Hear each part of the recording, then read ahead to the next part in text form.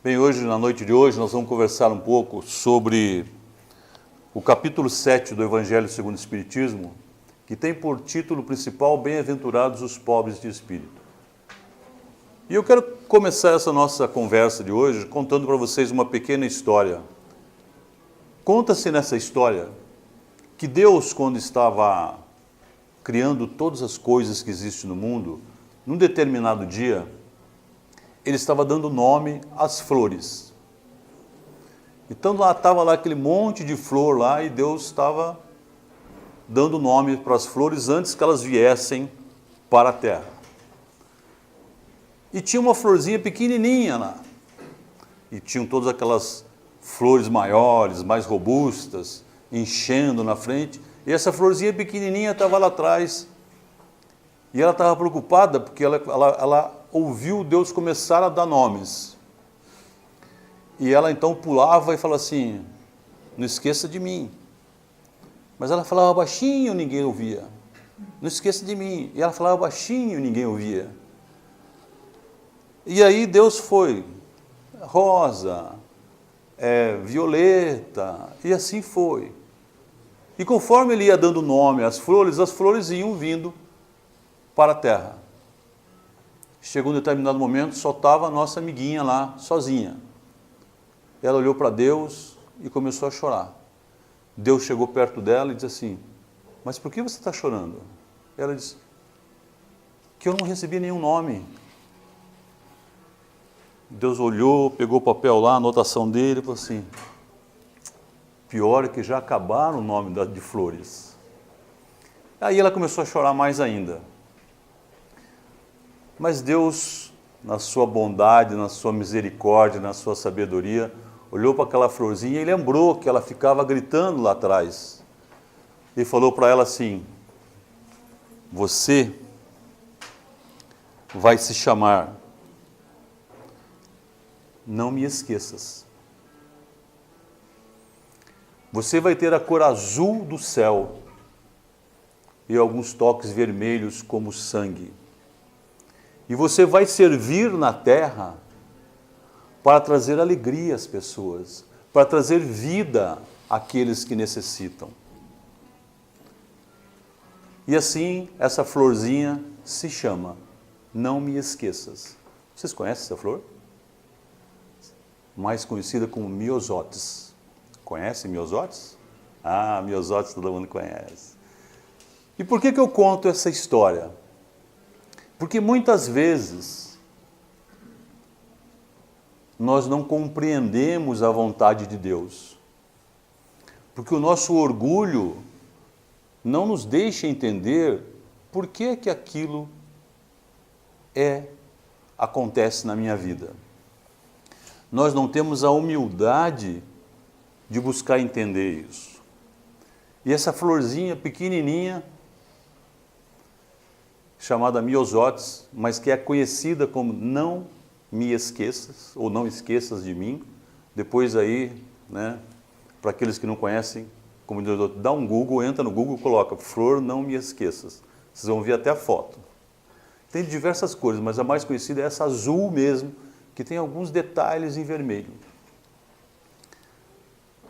Esse exemplo é para dizer o seguinte, naquele momento da nossa vida, por conta do nosso orgulho, talvez a gente não entenda, mas tudo, absolutamente tudo, que Deus coloca na nossa vida tem um propósito, tem um motivo para ser. E aí a gente chega exatamente nesse capítulo de hoje, em que Jesus diz, bem-aventurados os pobres de espírito. E nós temos um conceito aí, e algumas vezes ouvimos falar, a gente fala assim, ô sujeito pobre de espírito, porque o cara está fazendo alguma coisa errada. E não é esse o conceito de pobre de espírito.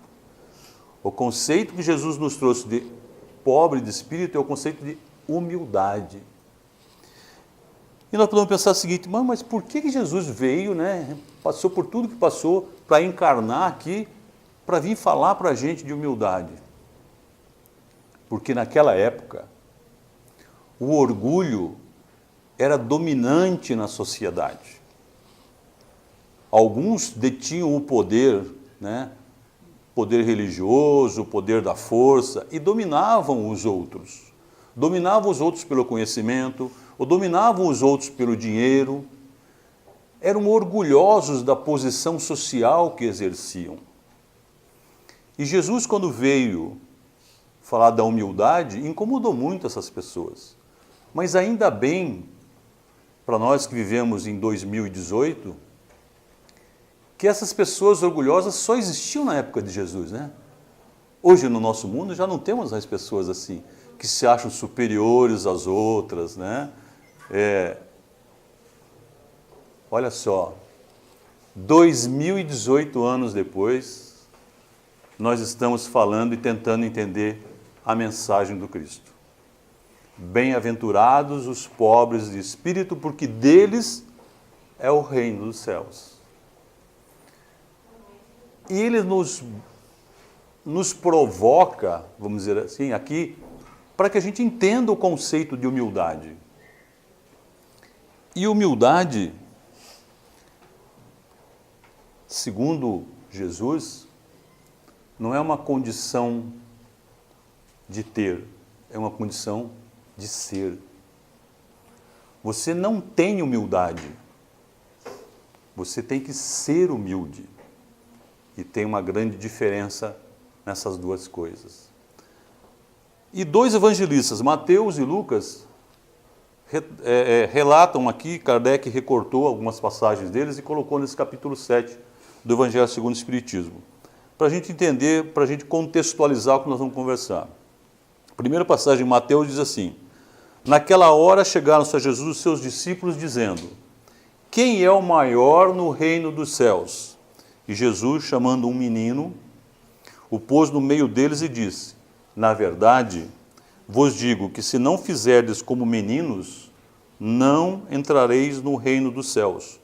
Todo aquele, pois, que se humilhar e se fizer pequeno como este menino, esse será o maior no reino dos céus. E o que receber em meu nome um menino como este, a mim é que recebe. Depois nós temos uma passagem em Mateus que vai na mesma linha, que diz assim, está no Mateus capítulo 20. Então se chegou a ele a mãe dos filhos de Zebedeu, com seus filhos, adorando-o e pedindo-lhe alguma coisa. Ele lhe disse: que queres? E a mãe respondeu: dize a esses meus dois filhos que se assentem no teu reino, um à tua direita e outro à tua esquerda. E respondendo, Jesus disse: não sabeis o que pedis. Podeis vós beber o cálice que eu hei de beber? Disseram-lhe eles: podemos. Abrindo parênteses aqui, o cálice que Jesus perguntava é o cálice da crucificação. Mas olha como o orgulho das pessoas diz assim: claro que eu posso passar por tudo que você vai passar, sem saber nem o que o outro ia passar. Mas eles queriam se colocar assim. E aí Jesus diz: é verdade que haveis de beber o meu cálice, mas pelo que toca a terdes assento à minha direita ou à minha esquerda, não me pertence conceder-vos. Isso pertence a Deus, de acordo com aquilo que vocês fizerem, né? E nesse final do trecho de Mateus diz assim, diz Jesus: não será assim entre vós, mas aquele que quiser ser o maior, esse seja o vosso servidor. E o que entre vós quiser ser o primeiro, seja o escravo, assim como o Filho do Homem, que não veio para ser servido, mas para servir, e para dar a sua vida em redenção de muitos. E a última passagem de Lucas diz assim, está em Lucas capítulo 14. Quando fores convidado a alguma boda, né, alguma festa, não te assentes no primeiro lugar, porque pode ser que ali esteja ali para outra pessoa, mais autorizada que tu, convidada pelo dono da casa, e que vindo este que te convidou a ti e a ele te diga: dá o teu lugar ao meu convidado. Vai tomar o último lugar, que é o seu. Amigo, senta-te mais para cima, servir-te-á isto então de glória, na presença dos que estiveram juntamente sentados à mesa. Porque todo aquele que se exalta será humilhado, e todo aquele que se humilha será exaltado. Vejam só, essas três passagens relatadas pelos dois evangelistas retratam muito bem esse conceito de que como o orgulho nos leva a nos considerarmos bons o suficientes para isso. Porque o orgulho é olhar só para a gente. A gente se acha melhor do que o outro. Porque o orgulho é a falta da humildade. E vamos gravar muito esse conceito. Não é ter humildade, é ser humilde. Porque Jesus nos fala ao Espírito. E o Espírito não tem, o Espírito é. Então nós precisamos ser humildes. Diz uma passagem que é o seguinte, que o orgulho, olha só, o orgulho é a ignorância da ignorância. A pessoa, ela é tão orgulhosa que ela não se conhece. Ela se acha muito mais do que realmente é. E demonstra isso. Então, o orgulho é a ignorância da ignorância do seu próprio conhecimento. O orgulhoso acredita que sabe tudo, né? E muitos dizem, inclusive, que não tem mais nada para aprender. Eu não tenho mais nada para aprender, eu já sei tudo, já conheço tudo, né? O orgulhoso ignora que tem muitas coisas que ele não conhece ainda. Nós vamos passar por essa vida e por outras e não vamos aprender tudo, nunca. Porque o Espírito está em constante evolução. E a gente evolui pelo conhecimento, pelo aprendizado do sentimento em relação ao outro. E algumas pessoas dizem assim, se você perguntar para ele assim, algumas pessoas, talvez você já tenha ouvido isso. Me fala qual a sua maior virtude. A minha maior virtude é que eu sou uma pessoa humilde. Aonde é que está a humildade? Eu fui almoçar uma vez com um amigo meu, fazia tempo que a gente não se via, a gente estava conversando, tal, ele era dono de uma empresa, e aí na conversa surgiu esses assuntos, ele falou assim, rapaz, a vida já me ensinou muita coisa. A me ensinou tanto que hoje eu sou uma pessoa humilde. Falei, é mesmo? Mas me fala um pouquinho, como é que é esse negócio de humilde? Não, porque hoje, olha, eu até cumprimento a pessoa que trabalha na portaria da minha empresa. Olha só quanta humildade transbordante nesse ser, né? Eu até cumprimento, você assim, saí lá da minha cadeirinha, do meu ar-condicionado, até conversei. Tudo bem. Esse é daquele que fala assim, a minha maior virtude é que eu sou uma pessoa humilde, né? Vejam, a pessoa não se conhece. É aquilo que fala, o orgulho é a ignorância da ignorância. Você não sabe e você acha que você é. E pior, acha que os outros têm que achar a mesma coisa. E aqui é importante que a gente entenda essa questão do orgulho para a gente não confundir. Orgulho é bom ou é ruim? Tem orgulho bom e orgulho ruim.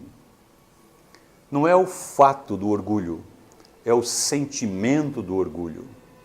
Vamos entender isso. Se o seu orgulho, se esse orgulho é originário do seu ego, da sua vaidade, né? do seu sentimento de ser superior ao outro. Se você faz as coisas e humilha e coloca o outro para baixo, esse é aquele que faz mal. Esse é o orgulho que vai nos corroer espiritualmente.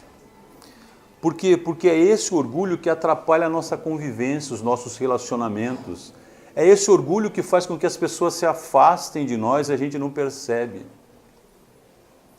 Né? A gente passa a achar que o mundo gira em torno de nós.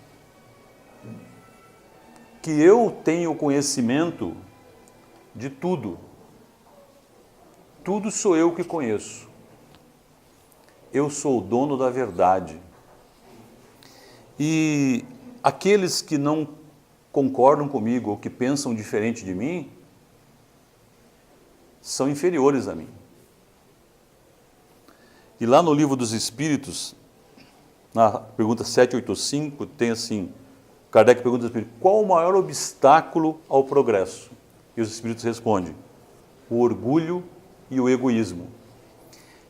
E eles ainda complementam assim, refiro-me ao progresso moral, espiritual, porque o intelectual vai acontecer. Porque você pode adquirir muito conhecimento intelectual e ser orgulhoso de tal maneira que você não evolui espiritualmente.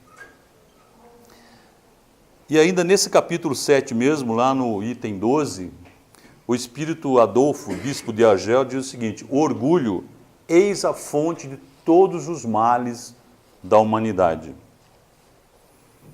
E realmente aqui a gente tem que pegar. Hoje em dia na nossa sociedade, se fala muito disso e a gente convive muito com isso. A intolerância é algo muito latente. Nós somos intolerantes com os outros, porque os outros pensam diferente, porque o outro tem uma religião diferente, porque o outro tem a cor da pele diferente da minha, porque o outro tem uma orientação sexual diferente da minha, porque o outro pensa diferente, eu sou intolerante. E eu sou intolerante porque eu acho que a minha maneira de pensar, a minha maneira de ver o mundo, a minha maneira de viver é melhor do que a do outro. Isso é o orgulho. E isso afasta as pessoas. E isso cria essa dor, essas feridas, essas mágoas que tanto nós vemos no nosso mundo hoje em dia. Mas enfim, tem um lado positivo do orgulho? Tem sim. Se você tem orgulho de algo bom que você fez, de um bem que você fez para alguém, de algo que você conquistou para a sua vida honestamente, não tem absolutamente nada de errado nisso. Por exemplo, a mãe que quer contar para os amigos do orgulho que ela está porque o filho ou a filha passou no vestibular, ou arrumou um emprego, ou sei lá. Esse orgulho não carrega nada de errado nele, porque o que ele emite é um bom sentimento. Então é importante a gente entender que não é a situação, né, que causa um orgulho bom ou ruim, que causa o bem ou mal, mas sim como você lida com isso, como você trabalha isso. Pensa essa mãe, essa mesma mãe, que estava orgulhosa do filho ou da filha ter passado num vestibular de medicina, um desses mais difíceis que tem. Estava feliz com isso. Beleza, vamos celebrar com ela. Mas pensa se ela coloca assim, lógico que minha filha passou. Ela é muito mais inteligente do que a sua filha. Lá se foi para aquele orgulho da vaidade, do ego, do sentimento inferior. Veja que é muito tênue a diferença entre uma coisa e outra. E é por isso que Jesus veio aqui nos pedir para que a gente, né, pense sobre isso. Mas o que significa o termo humildade para você? Quando alguém diz para você assim, aquela pessoa é uma pessoa humilde, o que te vem na cabeça? Ou quando você pensa, olha que pessoa humilde, o que te leva a pensar que uma pessoa é humilde? Só para a gente pensar um pouquinho. Muitas vezes nós confundimos humildade com status social, com modéstia, com falta de recursos, com falta de posses. E humildade não tem nada a ver com isso. E aí a gente criou um conceito errado na sociedade, que humildade é igual a pobreza. E não é. Contrário de humildade é orgulho. Contrário de pobreza é riqueza. Então, ter posses ou não ter posses, ter dinheiro ou não ter dinheiro, ter posição social ou não ter posição social, nada tem a ver com ser humilde ou não ser humilde. Bem, às vezes a gente escuta assim, né? E a gente escuta muito isso. Olha, olha como aquela pessoa é humilde. Ou a gente está vendo alguém ou ouvir alguém falando para a gente. Olha como aquela pessoa é humilde. Ela fala com todo mundo, né? Conversa com todo mundo, conversa com... Não importa quem seja, pode ser pobre, pode ser morador de rua, ela conversa com todo mundo. Isso é sinal de humildade?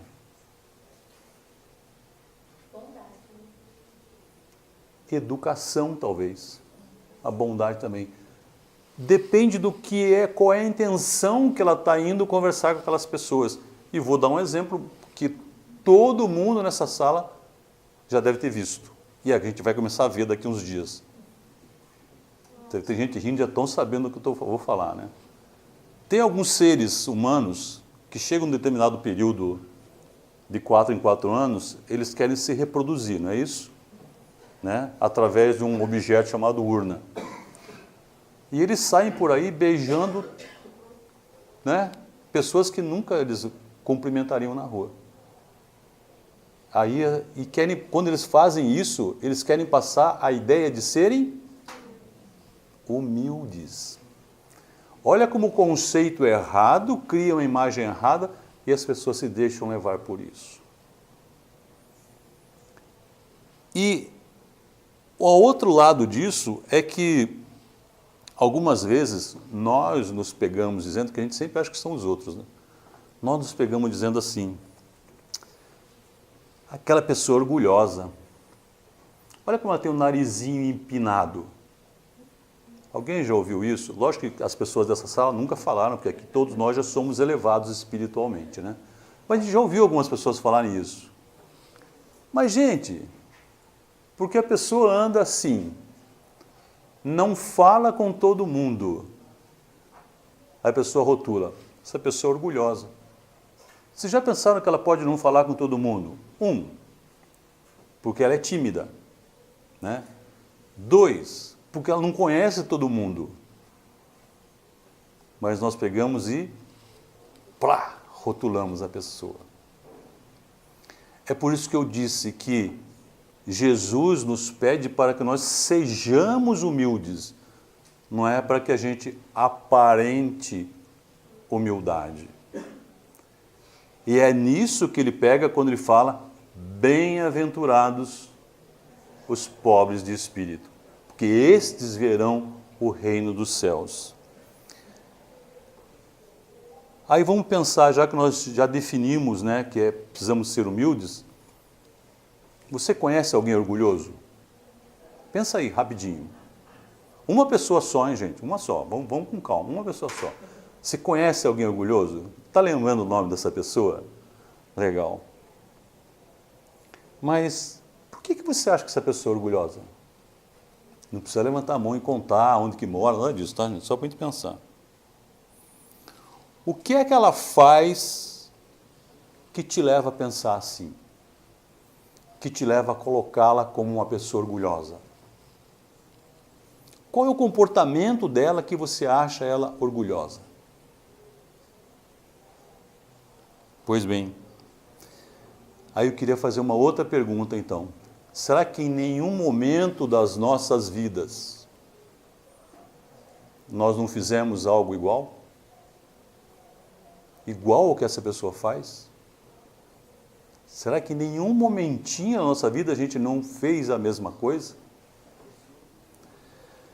E se a gente não fez, nunca fez, maravilha, o plano espiritual que está aqui vai te chamar e falar assim, vem cá,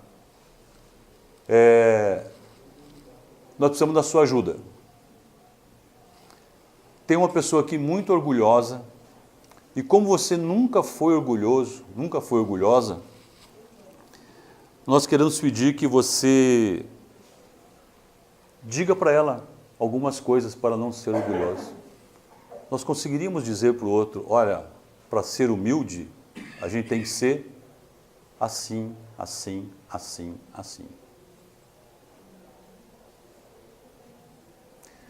Porque todos nós estamos num processo, num momento de evolução, de crescimento, de aprendizado dessa prática da humildade. Então, humildade, o primeiro passo é, eu preciso me conhecer. Como é que eu realmente me relaciono com os outros? Como é que eu me relaciono com as pessoas que estão comigo? Eu sou realmente humilde? E é importante que a gente entenda aqui o seguinte, ser humilde não é ser subserviente, não é abaixar a cabeça, não é aceitar no lombo. A posição de ser humilde é você não se sobrepor ao outro, não querer humilhar o outro. É você ter, sim, autoestima. Você tem que gostar de você, mas até para você ter autoestima, você precisa se conhecer. Será que a gente realmente se conhece? Às vezes nós nos surpreendemos com algumas coisas que a gente faz, mas a gente sempre identifica o que o outro faz, com muita facilidade, né? Que não é legal. A humildade é considerado uma máxima cristã. É considerado mesmo a porta principal para um mundo de felicidade que é conhecido como o reino dos céus. Só que o reino dos céus fica onde exatamente? Muitos espíritas imaginam o reino dos céus ali no nosso lar, né? Tem gente que sonha em ter uma casinha no nosso lar. Pois é, não é? O reino dos céus é aqui dentro, ó. É no seu espírito. É quando você conquista a paz, conquista a realização, né? Consegue amar. Aí está formado o reino dos céus. O reino dos céus não fica em nenhum lugar fora de nós. Fica em nós. Porque o reino dos céus é onde a semente divina está, e a semente divina está em cada um dos nossos espíritos. Então a humildade é isso. E se a gente não busca desenvolver esse sentimento de humildade, de ser humilde, nós permanecemos num sentimento de orgulho, de arrogância. E muitas pessoas, quando a gente fala sobre isso, dizem o seguinte, mas quer dizer que eu não posso ter orgulho da minha casa, então, que eu moro? Eu moro numa cobertura. Não posso ter orgulho do meu carro? Pode ter orgulho de tudo isso, sim, a gente acabou de falar. Se você ganhou honestamente, não prejudicou ninguém, né? Ótimo. Mas não é só isso estar aqui encarnados. Não é só por isso. Mas se você enxerga nisso a realização, a sua felicidade, ok, se coloque assim. Só que entenda que essas conquistas materiais são absolutamente passageiras e transitórias. Em algum momento, todos nós vamos partir para o plano espiritual. E nada disso vai. O que vai é o sentimento que você teve quando você conquistou aquelas coisas para a sua vida. Se você fez o bem, conquistou aquilo bem, deixou aquilo de uma maneira que vai fazer o bem para as pessoas. Então é importante que a gente entenda que ser humilde não é ser fraco, mas sim reconhecer que nós temos algumas fraquezas. Reconhecer que nós não somos perfeitos. Porque senão se confunde, né? Então para eu ser humilde eu tenho que baixar. Não! Ser humilde não é demonstrar fraqueza, é reconhecer que nós temos fraquezas, que nós somos também espíritos em evolução, com imperfeições. E então a humildade começa quando eu começo a reconhecer de maneira imparcial que eu tenho coisas a melhorar em mim mesmo. Que eu não sou tudo isso que eu acho que eu sou. Tem a pergunta no Livro dos Espíritos, a 886, que foi Kardec pergunta para os Espíritos: como é a caridade, qual é a caridade como Jesus a entendia? E a resposta é: benevolência para com todos, indulgência para as imperfeições alheias e perdão das ofensas. Olha só, indulgência para as imperfeições alheias. Por quê? Para eu ser humilde, eu tenho que ser indulgente com a imperfeição alheia. Porque se eu reconheço que eu sou imperfeito, por que eu vou cobrar a perfeição do outro? E nós sempre cobramos do outro que ele seja perfeito. A gente cria algumas fantasias, daquela coisa assim: essa é a pessoa que me complementa na vida. Cada um de nós somos absolutamente espíritos, só que eu cobro do outro a perfeição que eu não consigo dar em termos de sentimentos. Então é importante entender que quando eu trabalho para desenvolver a humildade, eu estou desenvolvendo um sentimento que agrega, que aproxima. Quando eu mantenho a minha arrogância, o meu orgulho, esse é um sentimento que afasta. Quantas famílias se afastaram porque por conta de orgulho, por conta de arrogância, por conta de um se achar melhor que o outro, por conta de um pai se considerar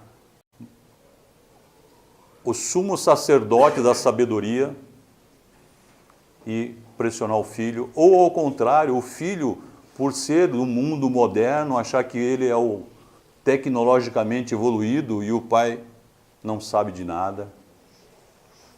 Todas as vezes que eu coloco as coisas dessa maneira, eu estou sendo orgulhoso e eu estou afastando as pessoas de mim. Então, é importante a gente pensar o seguinte: o orgulho nos isola. Quantas pessoas nós conhecemos que estão cercados de subservientes, daqueles aduladores, mas estão absolutamente isolados de sentimentos, de conexões. E esse sentimento que a gente reforça quando a gente pratica a humildade através do amor, é esse sentimento que vai nos ligar com todos quando cada um partir para o plano espiritual. Aqueles que nos antecederam, que já estão no plano espiritual e que a gente viveu, que a gente teve bons momentos, que a gente interagiu, quando você lembra dele, dela, e vem aquele sentimento, aquela saudade, é porque você estabeleceu com ele uma conexão de amor que se reforçou pelo sentimento da humildade. Um não quis ser superior ao outro. Eu só queria amar e ser amado. Essa é a base da humildade. Então, se no capítulo de hoje Jesus nos fala: bem-aventurados os pobres de espírito, porque eles conquistarão o reino dos céus, a pergunta é a seguinte: se nós temos pobres de espíritos, nós temos ricos de espírito, então? O que seriam os ricos de espírito? Não são os orgulhosos. Eu vou ser rico de espírito se eu for rico em amor e pobre em orgulho. Aí eu sou rico em espírito. E para a gente ir para o nosso encaminhamento, eu quero encerrar com uma história para a gente pensar, para a gente refletir. Tem uma história árabe que diz o seguinte: que quando dentro de um cofrinho tem só uma moeda de valor, se você chacoalhar o cofre, faz barulho, não faz barulho? Agora, se dentro de um cofre tiver muitas e muitas moedas de valor, se você chacoalhar, ele não faz barulho. Vamos entender essa historinha. Se aquela pessoa que acha que ele é o cara, tem aquele, ele é o melhor nisso, faz um barulho danado, quer que conta para todo mundo e todo mundo quer que todo mundo reconheça, esse é o cofrinho vazio que só tem um valorzinho lá dentro e faz um mau barulho. Quantas pessoas nós conhecemos que são riquíssimos em sentimentos bons, praticam tudo o que Jesus ensinou e não falam nada para ninguém, não se exaltam. Vamos pegar um exemplo, e aqui é o exemplo da humildade, não é da pobreza, não é da falta de recursos. Vamos pegar um exemplo do Chico Xavier.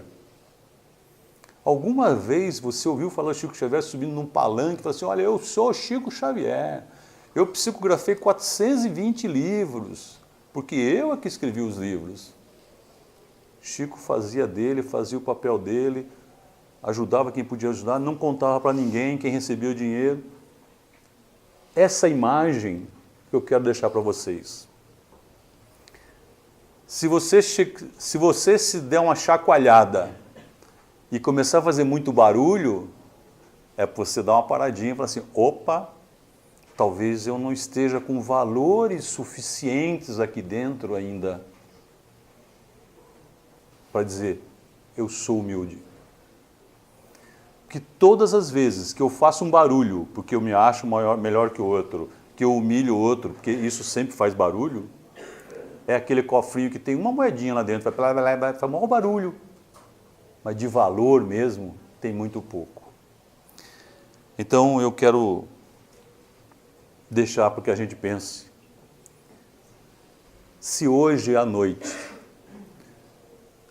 Jesus chegar e falar assim: vem cá, deixa eu dar uma chacoalhadinha em você para ver como é que está. Vai fazer muito barulho ou vai fazer pouco barulho? Para cada um pensar como é que está, como é que nós estamos de valores do bem dentro de nós.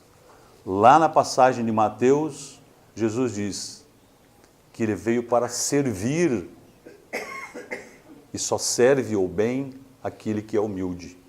Aquele que é orgulhoso quer se servir dos outros. Eu peço a Deus e rogo a Jesus que nos ajude muito nessa nossa jornada, nessa nossa luta diária para evoluir, para aprender. E peço muito mesmo ao plano espiritual que nos ajude com as orientações do Evangelho, com os ensinamentos que a vida nos traz, com a nossa convivência com os espíritos bons que a gente tem no nosso caminho, nos ajude aí colocando valores dentro desse cofrinho e que a gente possa fazer um pouco menos de barulho a cada passagem. Que assim seja. Graças a Deus e graças a Jesus.